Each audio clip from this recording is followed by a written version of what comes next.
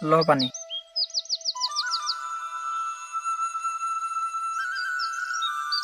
দাদা, তই চিন্তা নকৰিবি। তই পূৰণ কৰিব নোৱাৰা কামবোৰ মই পূৰণ কৰিম। নালাগে তই কাম কৰিবলৈ যাব। তই ঘৰতে থাকি কিবা এটা কৰ। মই নিবিচাৰোঁ তোৰো মোৰ দৰে একে অৱস্থা হোৱাটো। বুজিলি নহয় ভাইটি? হ'ব দে, মুঠতে তই মোৰ ভাল হোৱাটো নিবিচাৰ। তই মোক কিয় ভুল বুজি থাক? মই তোৰ ভালৰ কাৰণেহে সদায় কৈ থাকোঁ।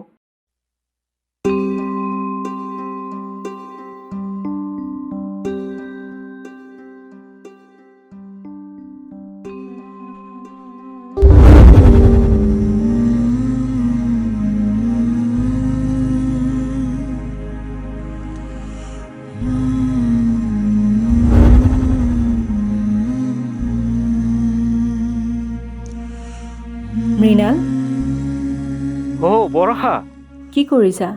বহাচোন বহা।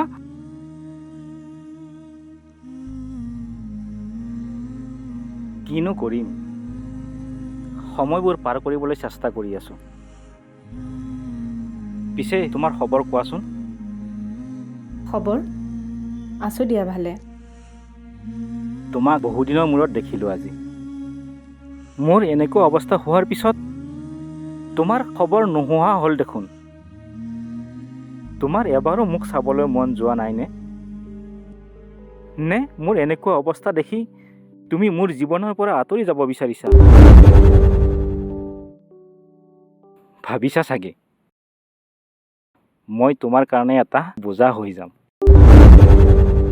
মৃণাল, মই তোমাৰ খবৰ ল'ব আহিবৰ কাৰণে বহুতবাৰ চেষ্টা কৰিছিলোঁ, কিন্তু মা দেউতাই নিদিলে।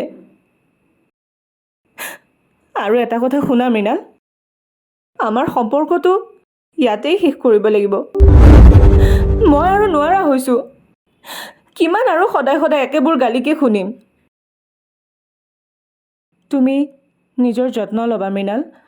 মই ভগৱানৰ ওচৰত প্ৰাৰ্থনা কৰিম তুমি যাতে সোনকালে সুস্থ হৈ উঠা। মই আহোঁ মৃণাল।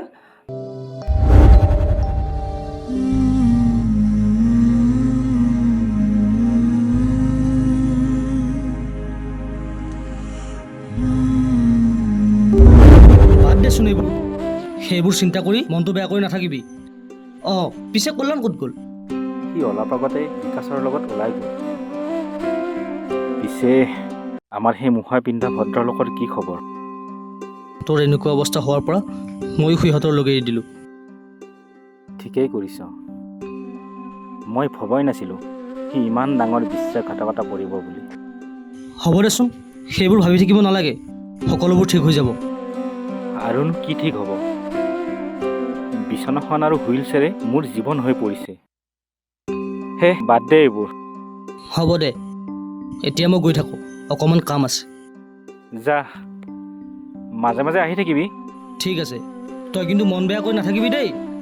আহিছোঁ। হ'ব দে।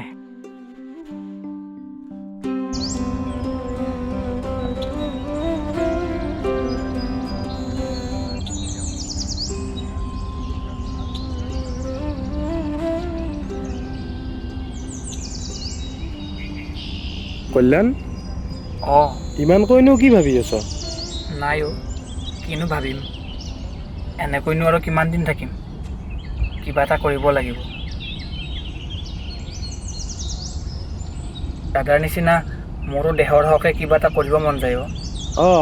তই দেখোন আৰ্মিত জইন কৰিব পাৰ।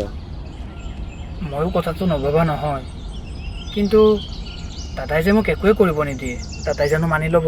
হ'ব, সেইবিলাক তই একো চিন্তা কৰিব নালাগে। মই আছোঁ নহয়, মই সহায় কৰিম তোক। কিন্তু মই পাৰিম জানো? কিয় নোৱাৰিবি? অহা মাহত আৰ্মিৰ ইণ্টাৰভিউ আছে নহয়, তাত তই ভাগ ল'ব লাগিব।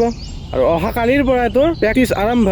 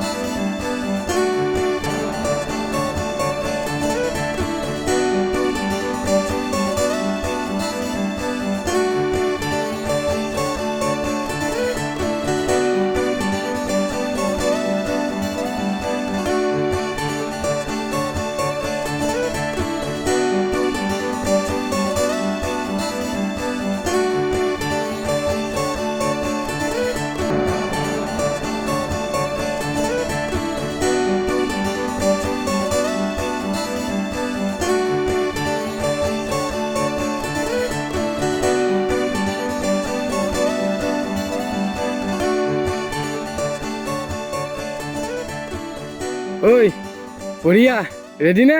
য়েছ।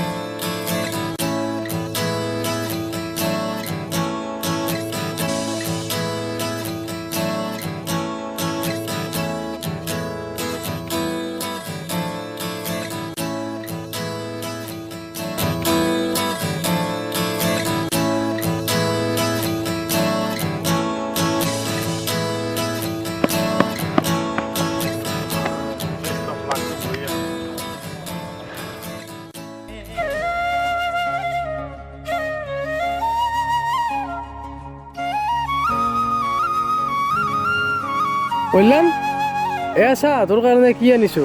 কি আনিছ? এয়া ল, তোৰ চাকৰি এপইণ্টমেণ্ট লেটাৰ আহি গ'ল। তই আৰ্মিত চাকৰি পাই গ'লি। মই কৈছিলো নহয় তই পাৰিবি বুলি। তই নহ'লে মই নোৱাৰিলোঁ হয় অ'। তই মোক যিখিনি সহায় কৰিলি মই তোক কেতিয়াও পাহৰিব নোৱাৰিম। হ'ব দে, তই মোৰ বন্ধুহে। বন্ধুৰ বাবে এইখিনি সহায় একো নহয়। মাথো তই মোক পাহৰি নাযাবি। ঐ ৰচোন ৰ, মৃণাল দাক কি কবি এতিয়া? তাকেহে ময়ো সেইটোৱে ভাবি আছোঁ। দাদাই বা মোক আৰ্মি কিয় হ'ব নিদিয়ে? দাদাৰ বা জীৱনত কি এনেকুৱা ৰহস্য আছে জানিব পৰা হ'লে। হ'ব দে, তই এইবিলাক এতিয়া চিন্তা কৰিব নালাগে। তই এতিয়া ঘৰত যা, মৃণাল দাক খবৰটো দিবি। ঠিক আছে দে, মই আহিছোঁ।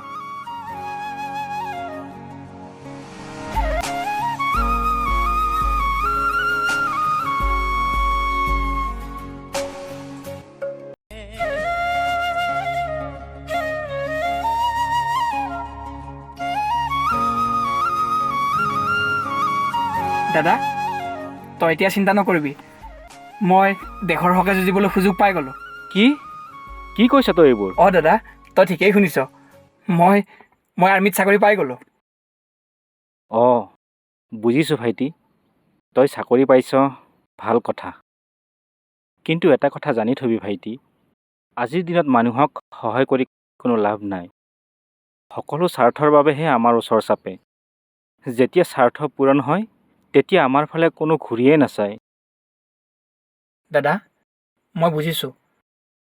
মই তোৰ কথা আখৰে আখৰে পালন কৰি যাম। তই মোক আশীৰ্বাদ কৰিবি দাদা।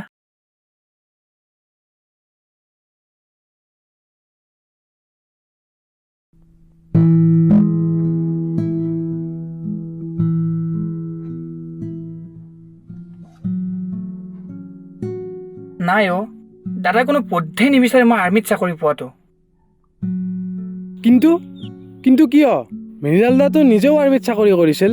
নাজানো। সেই ঘটনাটোৰ পিছত দাদাই নিজকে বহুত সলনি কৰি পেলাইছে অ'। বৰষা বা আঁতৰি যোৱাৰ পিছত দাদাই নিজকে বহুত কষ্ট দিছে অ'।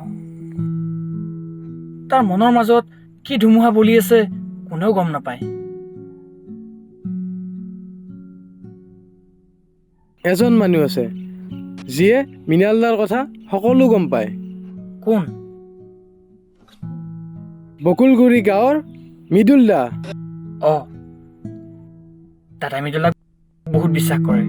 ঐ বিকাশ, মৃদুলাক লগ কৰিব লাগিব।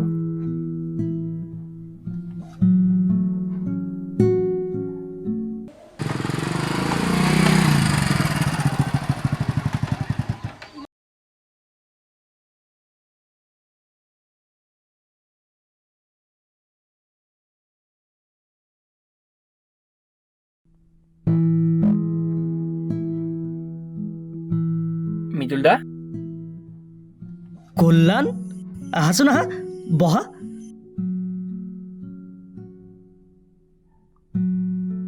সেইদিনা তোমালোকৰ ঘৰলৈ গৈছিলোঁ তুমি নাছিলা পিছে তোমাৰ বোলে চাকৰি হ'ল অঁ মৃদুল দা, পিছে দাদাইহে মই আৰ্মিত জইন কৰাটো নিবিচাৰে। ইয়াৰ লগতো যে কি হ'ব দিনক দিনে তাক কিবা নুবুজা হৈ গৈছোঁ। আচলতে দাদাৰ হৈছে কি, আপোনাৰ বাহিৰেতো দাদাক কোনেও ভালদৰে বুজি নাপায়। মই সকলোবোৰ কথা জানিব বিচাৰোঁ মৃদুল দা। কি জানিব বিচাৰিছা? দাদাৰ অতীতত কি এনেকুৱা ঘটনা ঘটিছিল যাৰ বাবে সি নিজকে সকলোৰে পৰা আঁতৰাই ৰাখিব বিচাৰিছে?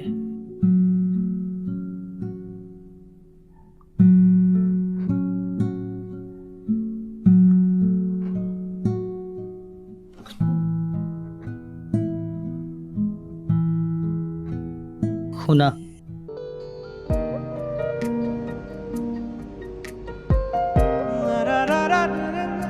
কি হ'ল? এনেকৈ চায়ে থাকিবা নে কিবা ক'বা? কম ৰ'বা, তোমাকতো আগতে মন ভৰি চাই ল'বলৈতো দিয়া। কি মানে মই বুজা নাই মৃণাল, তুমি মোক এৰি ক'ৰবালৈ গুচি যাবা নেকি? ধেত আকৰি, তোমাক জানো মই এৰি থাকিব পাৰোঁ? যোৱা মাহত মই আৰ্মিৰ ইণ্টাৰভিউ দিছিলোঁ আৰু মই তাত চিলেকশ্যন হৈ গ'লোঁ। কি তুমি সঁচাই কৈছানে? অঁ সঁচা, অহা সোমবাৰে মই জইন কৰিব লাগিব। সঁচাই আজি মই বহুত সুখী। এতিয়া আৰু মা দেউতাই আমাৰ বিয়াত সন্মতি নিদিয়াকৈ নাথাকে। কিন্তু বৰষা, তোমাক এৰি মই কেনেকৈ থাকিম একো ভাবিয়ে পোৱা নাই। ঐ, মই যোৱাৰ পিছত তুমি কিন্তু মোক ফোন কৰি থাকিবা হা। অ'কে বাবা, হ'ব বাৰু। এইবাৰ ঘৰলৈ আহিলে মই তোমাক নিজৰ কৰি ল'ম।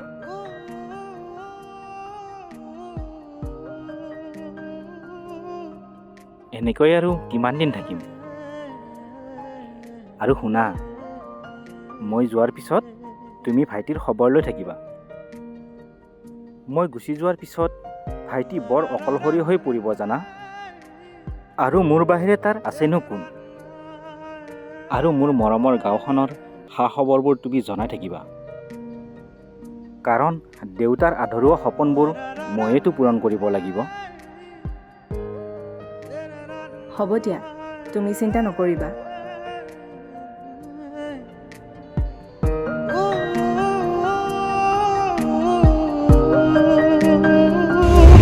ঐ মৃণাল, তইতো কালি যাবিগৈ। অহ, তহঁতক বহুত মিছ কৰিম ভাই। তই যোৱাৰ পাছত আমাৰ ক্লাবৰ ৰেজিষ্ট্ৰেশ্যনৰ কামটো আধৰুৱা হৈ থাকিব যেন পাইছোঁ। তোৰ সাহসতে আমিবোৰ আগবাঢ়িছিলোঁ। এতিয়া যদি তয়ে গুচি যাওঁ, আমিবোৰে সেইবোৰ পূৰণ কৰিব নোৱাৰিমো। তইতো চাকৰিত জইন কৰিবিয়ে, মায়ে অলপ পইচা দি থাকিবি। দৰকাৰ হ'লে তই মোৰ একাউণ্ট নম্বৰটো লৈ ল, তাতে পঠিয়াই দিবি নে কি ক?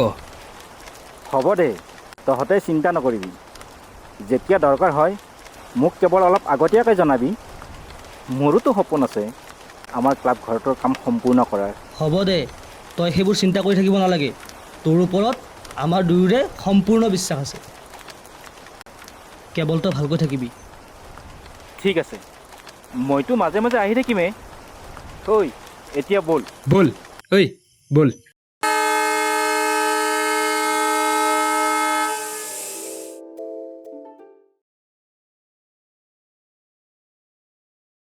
আৰে তন্ময়, কি খবৰ? এই বহুদিনৰ মূৰত যে নতুন বাইক ললি বোলে, কিবা নতুন চিকাৰ পালি নেকি? নতুন মক্কেল এটা জালত পৰিছে, তাৰ পৰাই হিৰাই আছোঁ। দে ভাই, এনজয় কৰ, তোৰে দিন। পিছে কি কামত আহিলি? আমাৰ যে ক্লাব ঘৰটো, বস্তুবোৰ অলপ ল' কোৱালিটিৰ দিবি আৰু ভাউচাৰখনত হাই কোৱালিটি কৰি দিবি। তই টেনশ্যন ল'ব নালাগে, তোক কিবা এটা মিলাই দিম দে। ঠিক আছে, চিন্তা কৰিব নালাগে, মই চব মিলাই দিম। হ'ব দে, তই এতিয়া থাক, মই আহোঁ। পিছে নতুন বাইকৰ পাৰ্টিটো দিবি? দিম, চিন্তাই নকৰিবি, মই এতিয়া আহোঁ দে।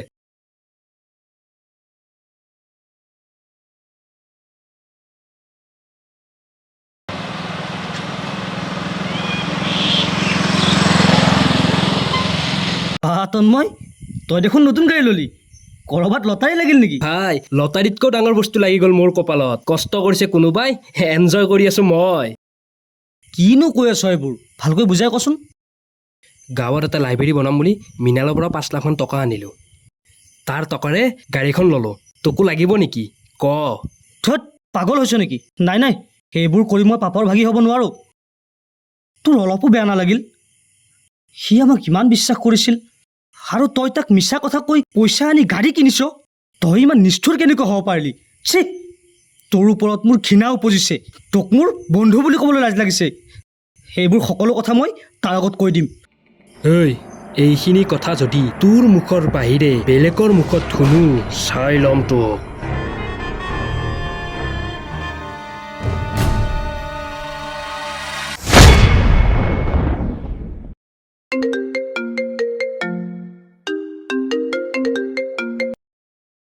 হেল্ল'। মৃণাল, তই ভালে আছ নহয়? মৃদুল, মই ভালে আছোঁ দে। তহঁতৰ কি খবৰ? আছোঁ দে। তই ঘৰলৈ কেতিয়া আহিবি? মই অহা মাহত ঘৰলৈ যাম বুলি ভাবিছোঁ। ভাইটিও মন চন বেয়া কৰি থাকে নহয়। মৃণাল, তই ঘৰলৈ সোনকালে আহ। আমাৰ মানুহ চিনি পোৱাত বহুত ডাঙৰ ভুল হৈ গ'ল। কি মৃদুল? কি হ'ল? কিবা নহ'বলগীয়া ঘটনা হ'ল নেকি? মৃণাল, তেনেকৈ কিবা এটা। শুন,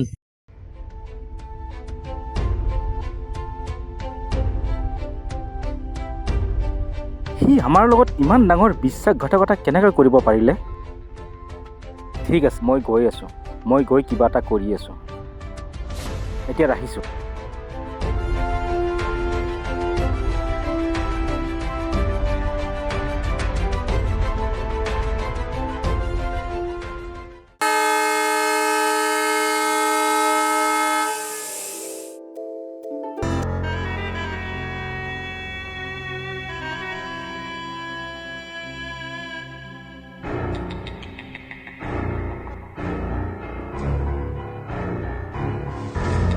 ঐ, কি কৰিম বুলি ভাবিছ? কিবা এটাতো কৰিব লাগিব।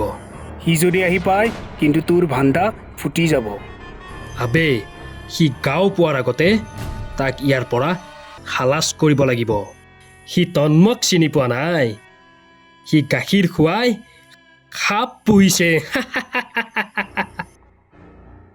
ঐ, এই সকলোবোৰ মৃদুলৰ কাৰণে হৈছে। তাকো এবাৰ চাই ল'ব লাগিব। আগতে মৃণালৰ ঠিকনা লগাই লওঁ। আজি ৰাতিয়ে মৃণালো আহি পাব। আজি ৰাতিয়ে মৃণালৰ শেষ ৰাতি।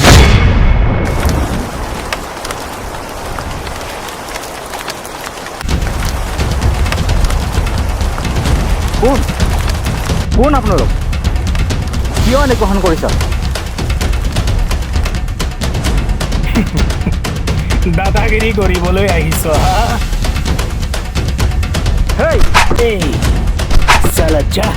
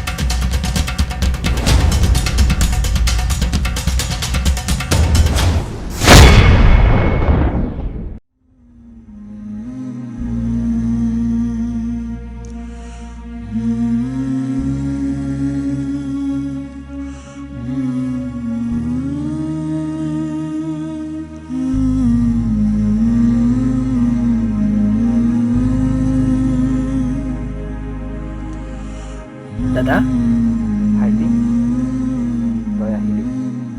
অঁ দাদা, মই আহিলোঁ। তইতো কালি যাবি ন? অঁ দাদা, কাইলৈ মই যামগৈ। ঠিক আছে, ভালদৰে যাবি, ভালদৰে চলিবি। কিন্তু এটা কথা ভাইটি, খুব সহজতে কাকো বিশ্বাসত নলবি। আমাৰ এই সমাজখনত সকলো স্বাৰ্থপৰ। স্বাৰ্থ নহ'লে কোনেও আমাৰ কাষ নাচাপে। গতিকে অলপ ভালদৰে চলিবি। হ'ব দাদা, কেৱল তই মোক আশীৰ্বাদ কৰিবি। মোৰ আশীৰ্বাদ সদায় তোৰ লগত আছে। কিন্তু তই যোৱাৰ পিছত মই বৰ অকলশৰীয়া হৈ পৰিম। খাওঁতে শুওঁতে প্ৰতিটো মুহূৰ্ততে তই মোৰ কাষত আছিলি। এতিয়াতো মোক পানী এগিলাচ দিয়া মানুহ নাইকিয়া হৈ পৰিব। দাদা, এজন বিশেষ ব্যক্তিক লৈ আহিছোঁ তোৰ কাৰণে। তই কাৰ কথা কৈছা ভাইটি? বা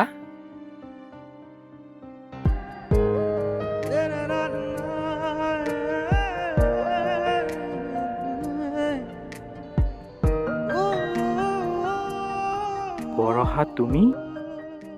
অঁ মই। তুমি মোক ক্ষমা কৰি দিব পাৰিবানে? মই বহুত ডাঙৰ ভুল কৰিলোঁ। এনেকুৱা সময়ত মই তোমাৰ পৰা আঁতৰি থাকিব নালাগিছিলে। মোক মোক ক্ষমা কৰি দিব পাৰিবানে মৃণাল? হ'ব দিয়া, যি হ'ল হৈ গ'ল।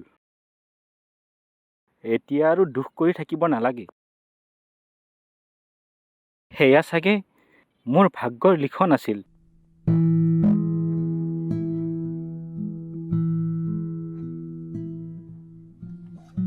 দাদা,